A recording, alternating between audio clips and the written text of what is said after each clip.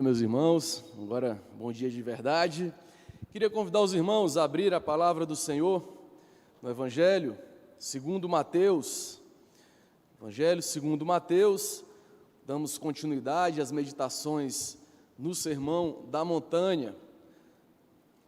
Evangelho de Mateus, de Cristo segundo Mateus, capítulo 6.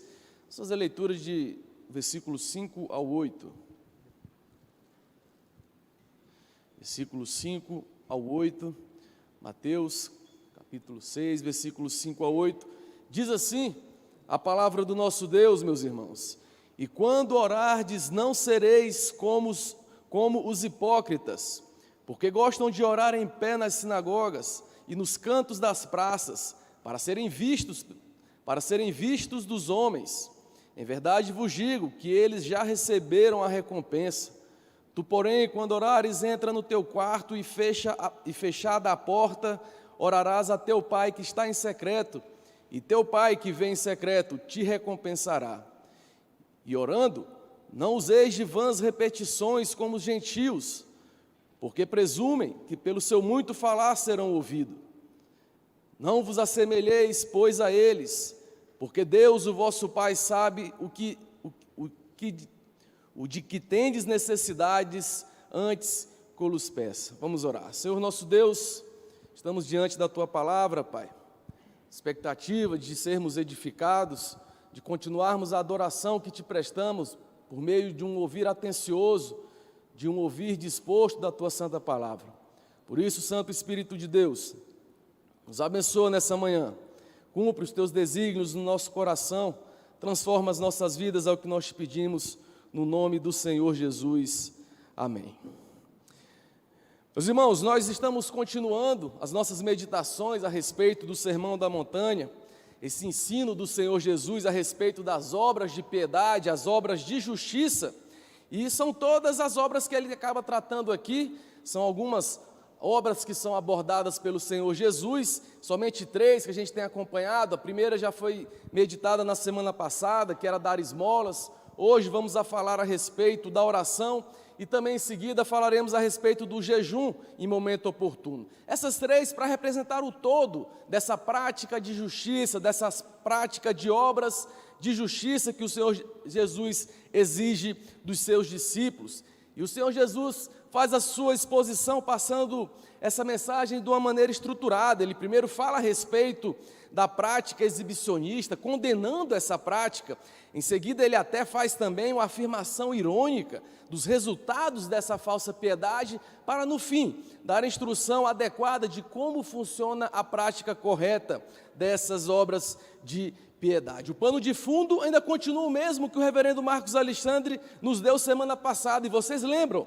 Um quadro de ostentação, um quadro de exibicionismo, viciados no selfie, comportamento exibicionista do povo aqui que o Senhor Jesus tem buscado combater na vida daqueles ouvintes. E no texto de hoje, nós vamos aprender a respeito dos princípios sobre oração, como realizar essa obra de piedade de modo agradável ao nosso Deus. Como, meus irmãos, como orar? Essa é uma pergunta que todos nós fazemos, muitas vezes aqueles que estão crescendo na fé, as crianças fazem essa pergunta: como é que ora?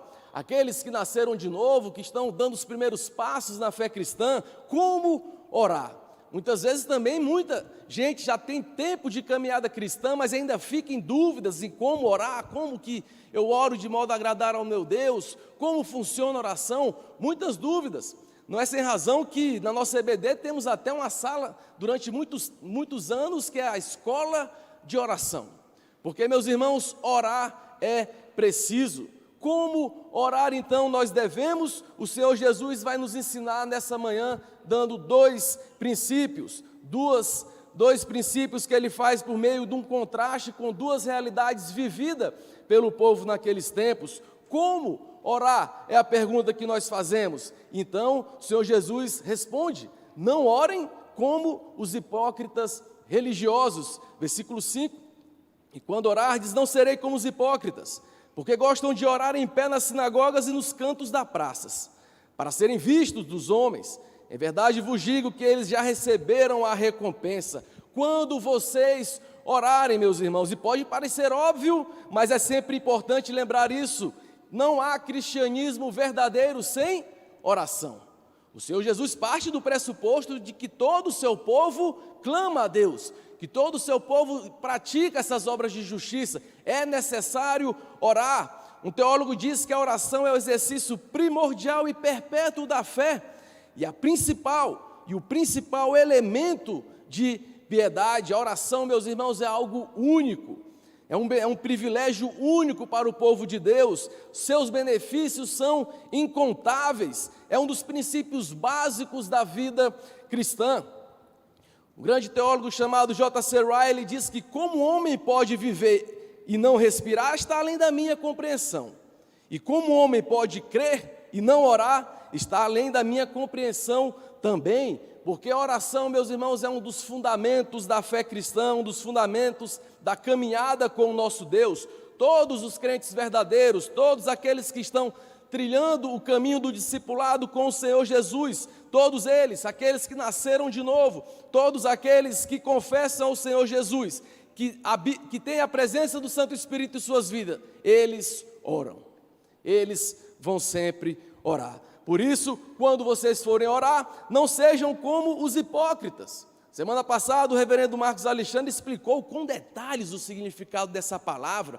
Uma pessoa que se apresentava como algo ou alguém que ela não é, né, se apresentando como crendo em algo que ela realmente não cria. A palavra derivada do mundo do teatro, fingindo ser uma coisa, enquanto o tempo todo é algo completamente diferente, possuindo atitudes externas, quando na verdade o seu coração estava distante dessas atitudes que ele mesmo praticava. A piedade hipócrita, ela não vem do coração, meus irmãos, ela não é genuína, porque ela é uma encenação teatral da piedade.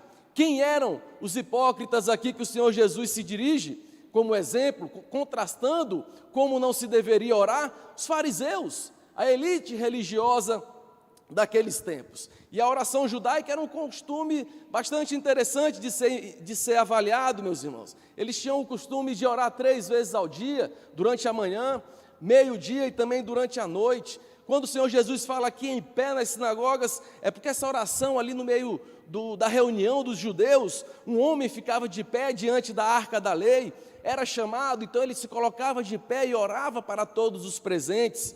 Nos cantos das praças, é porque quando eles estavam caminhando pelas ruas e soavam as trombetas apontando para os sacrifícios diários, então eles paravam tudo o que eles estavam fazendo, e aí então se dirigiam para o templo, se voltavam em direção ao templo e faziam ali suas orações. E aqui, pelo que o Senhor Jesus aponta, eles parece que não gostavam de lugares vazios, de becos escuros, mas eles buscavam realizar essa oração nas esquinas movimentadas, nas praças movimentadas, cheias de pessoas, meus irmãos. É muito fácil sucumbir, meus irmãos, à tentação de orar para impressionar todos que nos ouvem.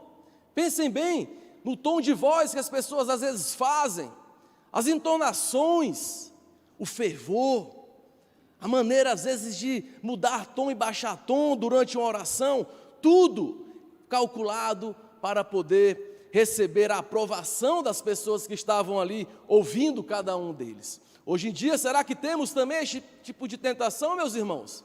Certamente temos sim os desafios, acho que os pastores todos reconhecem como é desafiador sempre orar em público, de modo a não ficar tentando impressionar as pessoas que ouvem, mas se dirigir a Deus, que é o principal alvo das nossas orações. Porque o que o Senhor Jesus aqui condena é justamente essa oração ostentação, que seu objetivo era justamente ser visto, ser honrado e ser louvado pelos homens. O Senhor Jesus aqui, meus irmãos, condena a vaidade religiosa, essa tentativa de realizar atos públicos de piedade para ganhar a atenção das pessoas, para que todos possam olhar e falar: olha que pessoa piedosa, esse é crente, olha, eu queria ser parecido com essa pessoa, veja só como ele fala bonito, vejam só como ele ora bonito, ó Senhor, eu acho que eu nunca vou conseguir ser tão piedoso como essa pessoa.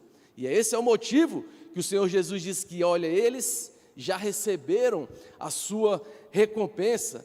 Tu, pelo contrário, quando orares, entra no teu quarto e fechada a porta, orarás a teu pai que está em secreto, e teu pai que vê em secreto te recompensará. Entrar no nosso quarto, meus irmãos. Aqui a palavra quarto aponta para um local naquelas residências que se guardavam as provisões da casa, um cômodo sem janelas, fechado aos olhos de espectadores. As casas daquela época não eram igual às nossas casas, cheias de cômodo, um quarto para todo mundo e por aí vai.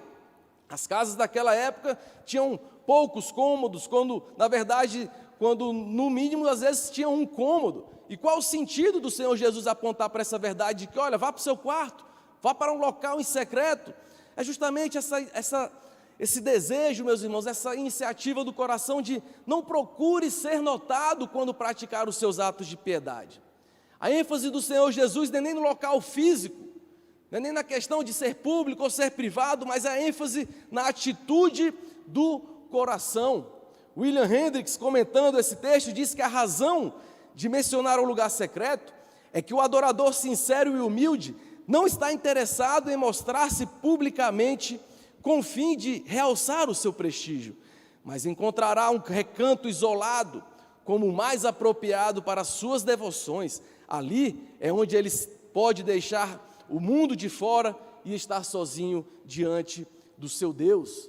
É como se Jesus estivesse falando: ore, mas quando fizer isso, esqueça de si mesmo, esqueça dos outros, tranque-se no lugar secreto e discretamente se encontre com o Senhor. Ele que vê você em secreto, é Ele quem lhe recompensará em secreto, e é isso tudo que importa.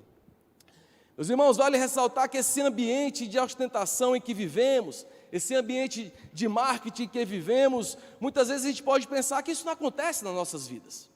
A gente pensa, não, mas beleza, eu não saio. Ninguém aqui vai para o meio da rodoviária ali, do plano piloto, no meio do conjunto nacional e começa a orar em voz alta, gritando para todo mundo ouvir. Acredito que ninguém aqui faz isso. Muitos, na verdade, entram no seu quarto, fecham a sua porta, fazem as suas devoções pessoais, e aí depois que terminam as suas devoções pessoais, pegam o celular, entram na rede social e falam: que tempo maravilhoso de oração na presença do Senhor. Outros ainda falam, que nada melhor do que começar o dia, café, oração. Então muitas vezes, meus irmãos, não é sair por aí gritando que mostra essa nossa atitude de ostentação, de querer ganhar o louvor dos homens. Muitas vezes esse exibicionismo religioso é um perigo que ronda as nossas vidas muito mais do que nós imaginamos. Temos aí muitas vezes em grupos de WhatsApp, alguém faz um pedido de oração e a gente vai lá e mãozinha, plau, estou orando. Mas quem nunca, meus irmãos? Eu assumo, eu já fiz isso. Botei a mãozinha, não, mais tarde eu vou orar. E aí chego mais tarde, eu fiz o quê? Não orei. Mas está lá minha mãozinha, para todos verem que eu, olha só, estou orando, estou intercedendo pelo povo de Deus. Então, meus irmãos, nós corremos sim esses riscos. Por mais que não saiamos em locais públicos, buscando a aprovação dos homens, vivemos em tempos de exibição, em tempos de marketing pessoal, onde queremos, como costumeiramente o jovem gosta de falar, gostamos de fazer o filme, gostamos de aparecer bem na fita. E a recompensa, o Senhor diz, de que todos esses que possuem essa atitude do coração, já foi recebida. Porque o hipócrita, ele parece que ele gosta de oração, parece que ele gosta de se dirigir a Deus, mas ele não gosta dessa disciplina espiritual. Na verdade, ele gosta dos aplausos.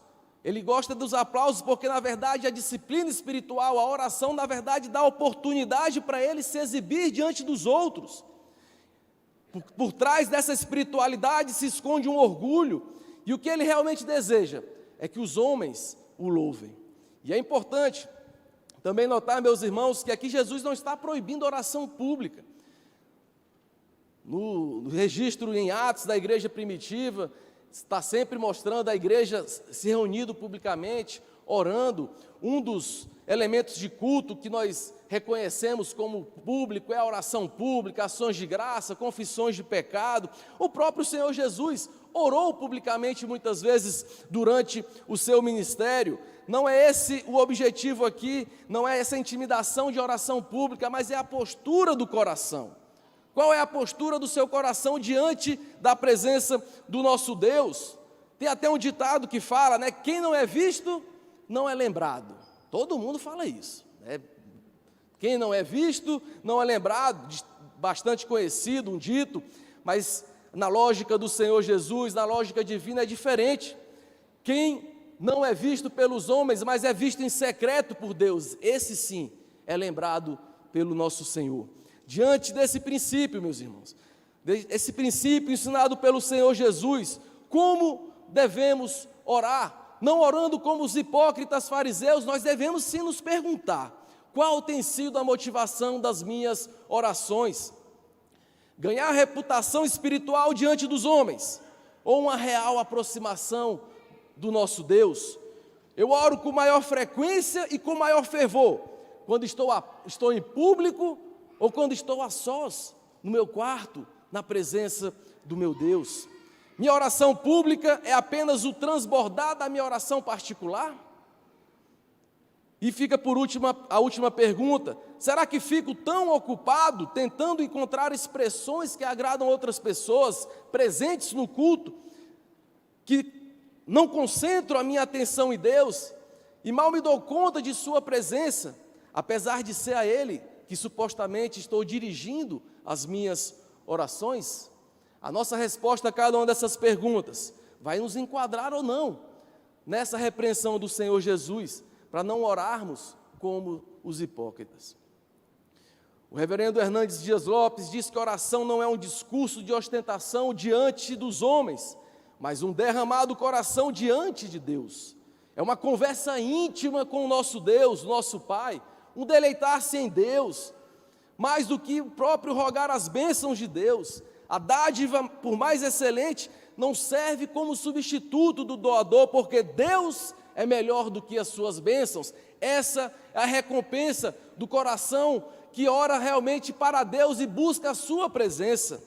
A essência da oração cristã é justamente buscar essa presença do nosso Deus. A W. Pink, outro teólogo, também falando a respeito de oração, diz que a oração particular é o teste de nossa sinceridade, o indicador de nossa espiritualidade, o principal meio de crescimento na graça, no discipulado da vida cristã.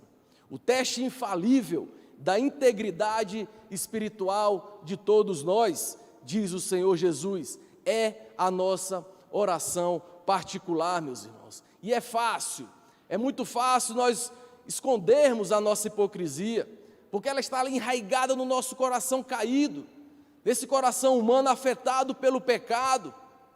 Mas existe, meus irmãos, esperança para cada um de nós que vive nessa corda bamba, entre buscar os aplausos dos homens, entre temer os homens e buscar verdadeiramente a presença do nosso Deus. E Jesus é que insiste nesse tratamento, e esse tratamento começa, meus irmãos, justamente com invista na sua vida de oração particular.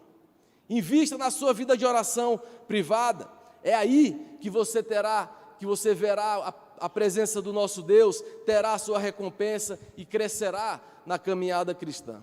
A motivação da oração privada é a intimidade da comunhão com Deus em nosso coração, que está no centro de toda a oração, seja ela feita em público ou em particular. Meus irmãos, a transformação de todo discípulo do Senhor Jesus começa no interior por meio dessa obra do Espírito Santo, que produz mudanças em nosso coração, nos ensinando a orar, tirando a hipocrisia dos nossos corações, tirando o temor dos homens do nosso coração, desenvolvendo uma mentalidade de buscar a presença do nosso Deus, não o aplauso dos homens. Como orar? Não orar como os religiosos, os fariseus da época, mas também não orar como os pagãos. Veja o versículo 7, e orando, não useis de vãs repetições como os gentios, porque presumem que pelo seu muito falar serão ouvidos. Vãs repetições como os gentios, que seriam ali os pagãos daquela época. Qual o erro dele? O que significa essas vãs repetições? E nós podemos dizer que essas vãs repetições eram uma forma que eles acreditavam que se ficassem mencionando o nome de todos os deuses que eles tinham acesso, se dirigissem a eles por meio de petições, ficassem repetindo essas petições constantemente, mais chance de serem atendidos eles teriam. Essa era a visão pagã. Jesus, de certa forma, ele pega até pesado aqui, porque ele chega para os judeus e fala: olha, essa grande quantidade de orações de vocês é semelhante à ladainha, é semelhante ao falatório desses homens pagãos que vocês criticam. William Hendricks, também comentando o texto, continua dizendo que os pagãos repetiam suas orações, porque eles imaginavam que quanto mais longa e mais estridente fossem as orações, maior também seria a sua chance de sucesso, recebendo o que desejavam.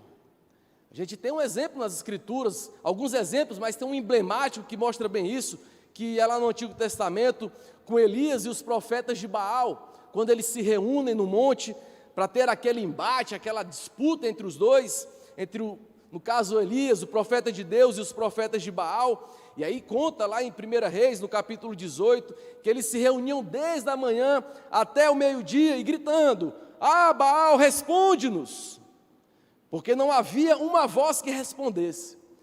E manquejando, se movimentavam ao redor do altar que tinham feito. E aí Elias, olhando aquilo tudo, chegou lá por volta do meio-dia, e aí continua zombando deles: olha, clamem em alta voz, porque ele é Deus, pode ser que esteja meditando, ou até atendendo às necessidades, ou de viagem, ou a dormir e despertará. Passou o meio-dia e eles continuaram clamando ali a Baal, clamando em alta voz a Baal. E aí depois entra Elias e faz uma breve oração e cai fogo do céu. O Senhor atende a oração ali de Elias. Qual que é o princípio que é ensinado aqui pelo Senhor Jesus? Meus irmãos, o princípio é que a aceitação de nossas orações, elas não estão vinculadas ao número de palavras que empregamos, ou ao número de orações que realizamos. Nem mesmo nas Escrituras nós temos registros de orações curtas, fervorosas, notáveis. A gente tem aquela oração de Moisés, quando estava no deserto, que ele orou pelo povo, uma oração curta, Êxodo 32, 31, 32 no versículo. Ora, o povo cometeu grande pecado, fazendo para si deuses de ouro, agora pois, perdoa-lhes o pecado, ou se não, risca-me, peço do livro que escreveste. Orações curtas, orações que não são medidas diante da presença de Deus pela sua adoração, pela quantidade de palavras ou repetição dessas palavras. Salomão, quando pediu sabedoria a Deus, a sua oração foi curta. Estevão, quando estava diante dos seus assassinos, se ajoelhou e também fez uma oração curta. O próprio Senhor Jesus também fez orações curtas. Não é que Deus, meus irmãos, seja contra orações longas, não é isso. João Calvino explica bem essa parte quando ele diz que o Senhor não nos proíbe de orar muito, com frequência ou grande fervor, mas nos adverte contra a suposição da possibilidade de extorquir alguma coisa de Deus, pela importunação com falatório tagarela, como se ele pudesse ser persuadido à semelhança dos homens. Nós temos o chamado nas Escrituras, orai sem cessar. Então é orar em todas as oportunidades que tivermos, às vezes no carro, no trabalho, em casa, na igreja, separar um tempo também de devoção em casa, onde você tem mais tempo, onde você vai ter um tempo mais adequado para se organizar e ter um tempo de oração. Orar sempre, meus irmãos, orar sempre, porque os benefícios são incalculáveis, incalculáveis para a vida do povo de Deus. E é importante também frisar, meus irmãos, que vãs repetições aqui é diferente de perseverar, de insistir em pedidos de oração. Logo em seguida, no capítulo 7 desse mesmo evangelho, o Senhor Jesus vai falar a respeito da parábola da viúva diante do juiz, que ela insistiu, pediu, até que o juiz, respondeu, atendeu a sua demanda. E aí ele fala: olha, quanto mais Deus, se vocês não pedirem, por isso, Pedi e dar-se-vos-á, buscais e achareis, batei e abrir-se-vos-á, pois todo o que pede recebe, o que busca encontra, e a quem bate, abrir-se-lhe-á. O próprio Senhor Jesus também foi insistente em pedidos de oração. No Evangelho aqui de Mateus, mais perto da sua morte, lá no capítulo 26, ele fala que, lá no capítulo 26, versículo 44, registra que deixando-os novamente, foi orar pela terceira vez, repetindo as mesmas palavras. Quais palavras? Senhor, se possível, passa de mim este cálice, mas seja feita a tua vontade, não a minha. Então não vamos confundir vãs repetições com essa questão de insistir, de ser perseverante num pedido de oração na presença do nosso Deus. E ele continua: não vos assemelheis a esses pagãos, a esses tagarelas, que ficam repetindo palavras, como se isso fosse me convencer ou me mover a algo. Não vos assemelheis, pois, a eles, porque Deus, o vosso Pai, sabe o de que tendes necessidades, antes que lhe peçais. Por que orar? É a pergunta que fica depois desse versículo. Por que orar se o Senhor já sabe de todas as coisas? E aí nós precisamos lembrar, meus irmãos, que a oração para os discípulos de Jesus não é meramente uma forma de passarmos informação para o nosso Deus. Afinal, Ele é um Deus onisciente, que sabe todas as coisas. Oração é mais do que um passar de informações. Na verdade, é uma forma de mostrarmos dependência, de nos achegarmos a Ele com intimidade, mostrar que Ele é tudo o que precisamos para as nossas necessidades. Oração, meus irmãos, é um meio de graça. É um meio que o Senhor estabeleceu nos seus decretos eternos, de que era por meio, às vezes, da sua oração, meu irmão, que o seu irmão ao seu lado vai ser curado de uma doença, que o problema na casa de outro irmão vai ser curado como? Vai ser resolvido como? Pela sua oração, pela sua intercessão. Na sua sabedoria, o Senhor estabeleceu que a oração é o meio dele estabelecer os seus decretos, as suas vontades. Então não é porque Ele já sabe de tudo que nós não vamos orar. Nós nos achegamos em oração para justamente ter o nosso caráter transformado. É bem comum a gente falar sobre isso, né? Que oração tem muito mais a ver com cada um de nós, com a mudança em cada um de nós, no nosso caráter, nossas vontades, nossos valores, mesmo enquanto buscamos respostas de Deus. É muito mais um efeito de trazer benefícios para as nossas vidas do que meramente trazer informações ao nosso Deus, por mais também que Ele goste de receber essas informações de cada um de nós, como um pai que sabe o que o filho quer e o filho fica lá. Aí ele fala: meu filho, fale o que você quer, estabelecendo ali uma conexão, estabelecendo ali um relacionamento, aí até que o filho fala, e o pai já sabia o que o filho queria. Meus irmãos, mantras, rezas, repetições de orações como se elas tivessem um poder mágico de mover a Deus. Isso que os pagãos faziam, essa que era a atitude de vãs repetições. Não tem preocupação alguma com o conteúdo, só fica repetindo como se fosse um robô, algo mecânico, desconsiderando o caráter do nosso Deus, desconsiderando Ele como um ser pessoal, racional, que está ali se relacionando com quem está em oração, não como um gênio da lâmpada que está ali para atender às suas necessidades. D.A. Carson diz que a oração não deve ser uma sucessão de chavões, repetições vãs, nem deve basear-se na hipótese ridícula de que a probabilidade de ser atendido é diretamente proporcional ao número de palavras da oração. Grande consolo, meus irmãos, grande consolo para cada um de nós é saber que Deus já sabe de tudo o que precisamos. Grande consolo, porque em certos momentos da vida as palavras falham. Em certos momentos da vida a dor é tanta que a gente não consegue traduzir em palavras. A dor é tanta que nós não conseguimos organizar uma frase. Grande consolo é saber que mesmo nesses momentos o Senhor sabe tudo que cada um de nós precisa. Mesmo quando a oração é curta, mesmo quando a oração é só um suspiro, nós encontramos conforto nessa verdade de que, olha, o Senhor sabe tudo que nós precisamos. Por isso não tenha medo de se achegar à sua presença. É bem comum você vai, né, tá na reunião de sociedade interna, jovens, adolescentes, crianças, quem quer orar? Aí fica aquele silêncio, o povo fica com vergonha, o povo fica intimidado, às vezes pela oração pública, não sei o que eu falo, não sei, eu tenho vergonha e tudo mais. Não precisa disso, meus irmãos, é isso que o Senhor Jesus aqui está nos ensinando. Se coloque numa postura de saber que você está falando com Deus, não se preocupando que suas palavras vão ser perfeitas, porque Deus sabe o que você vai pedir. E não somente isso, nós temos alguém que intercede por cada um de nós. O próprio Senhor Jesus, à destra de Deus Pai, intercedendo por cada um de nós quando as palavras falham. E tem vezes que a palavra falha mesmo, porque quem já tentou orar de noite ou com sono sabe como as palavras falham. Você começa a sua oração e aí você está lá, Pai, abençoa os meus pecados. Quem nunca, né? De noite ali orando com sono, na madrugada dormindo. As crianças também fazem muito isso. Pai, eu perdoo os seus pecados. E aí saem uns negócios estranhos na oração. Mas mesmo nesses momentos, meus irmãos, o Senhor Jesus intercede por cada um de nós.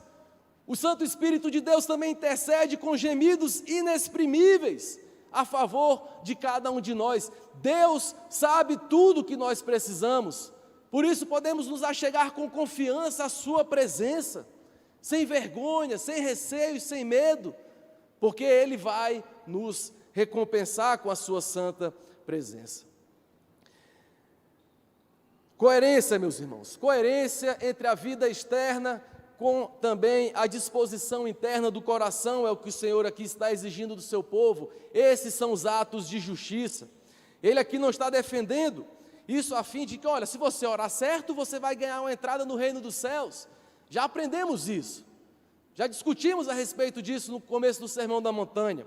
Aqui certamente é como nos conformar a essa ética do reino, já que fazemos parte desse reino do nosso Deus. Oração como uma conversa com Deus, uma conversa abençoadora, um meio de graça, um privilégio para o povo de Deus, uma obra de justiça, uma boa obra de piedade, onde nós devemos evitar os dois extremos. A hipocrisia dos fariseus que ficava corrompendo os propósitos da oração, que é buscar a presença de Deus com ser aplaudido pelos homens, e também as vãs repetições dos gentios, corrompendo a própria natureza também da oração, rebaixando o seu real propósito ao mero acesso a Deus como um atendedor de minhas necessidades.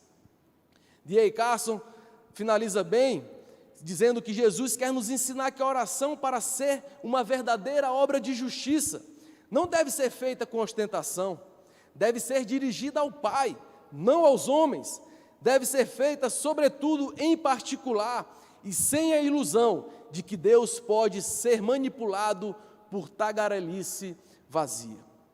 Não é tudo, meus irmãos, sobre oração. É apenas o começo das nossas meditações a respeito de oração. Os próximos sermões, se Deus assim permitir, continuaremos a meditar a respeito da oração do Senhor, que é o texto que vai vir logo em seguida, e que possamos sair desse tempo de caminhada no Sermão da Montanha, praticando a reta justiça do reino de Deus, amando estar na presença do nosso Deus em oração e aprendendo a orar como Ele mesmo tem nos ensinado. Amém? Vamos orar, vamos nos colocar de pé, meus irmãos, para conversar com o nosso Deus.